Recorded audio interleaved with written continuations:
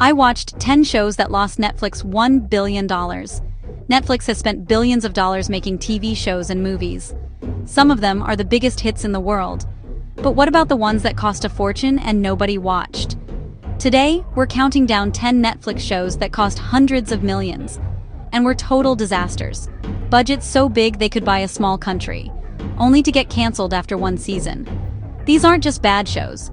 They're some of the most expensive failures in entertainment history. We're ranking them from bad to absolute catastrophe.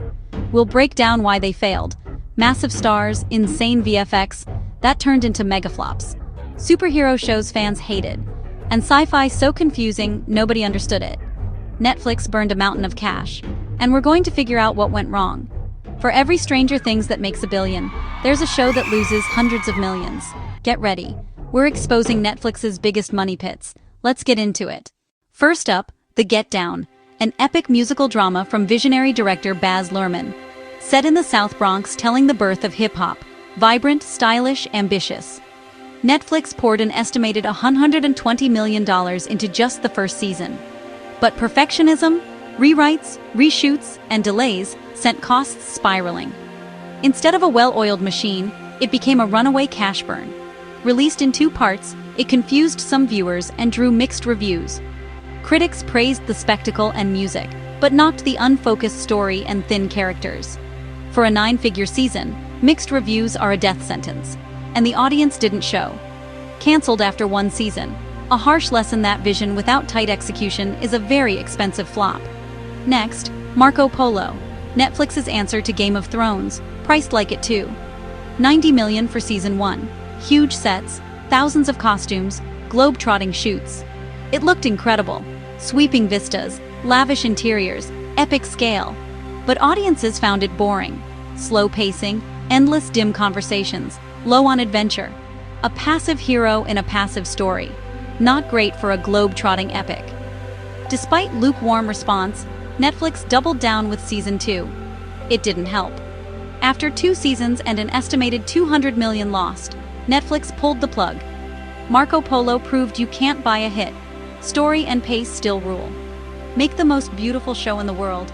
If people are bored, they'll click something else. On to the next flops. Imagine a surprise Super Bowl trailer ending with, "Available on Netflix right now." The internet exploded. Genius stunt. Massive buzz. Netflix reportedly paid $50 million to drop it instantly. Then people watched.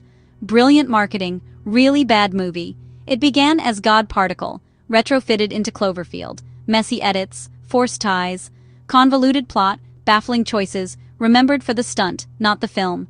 After Daredevil, Jessica Jones, and Luke Cage, Iron Fist had sky-high hype. Controversy hit before launch. Casting choices sparked immediate backlash. Fight scenes, the centerpiece, looked clumsy and under-rehearsed. Writing was panned, pacing dragged. The hero came off as petulant and naive. It quickly became a meme, the lowest rated of the Marvel slate by far. Season 2 improved, but the damage was done. First to be cancelled. Bright, an edgy fantasy cop flick led by Will Smith with a $90 million budget. Lord of the Rings meets Training Day. Wild concept, massive marketing.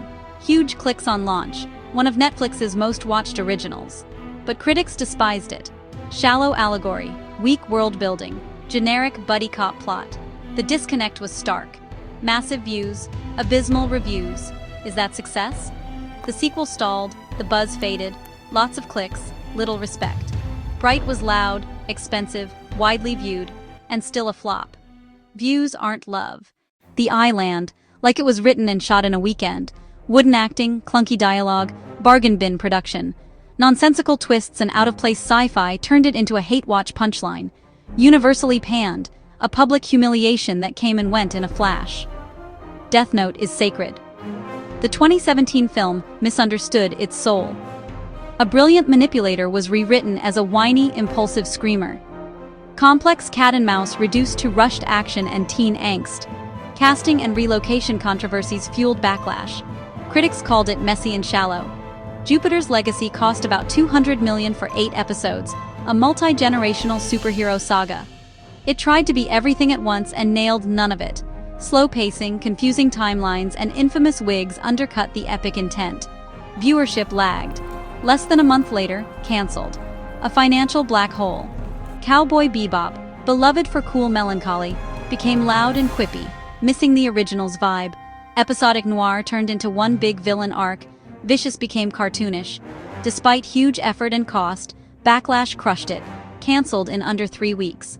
Bonus flop, Space Force, Dream Team pedigree, over $1 million per episode, but not funny enough. 10 flops, over $1 billion burned. Big stars and VFX don't matter if the story doesn't connect. Thanks for watching. Subscribe for more, and tell me, which flop was the absolute worst?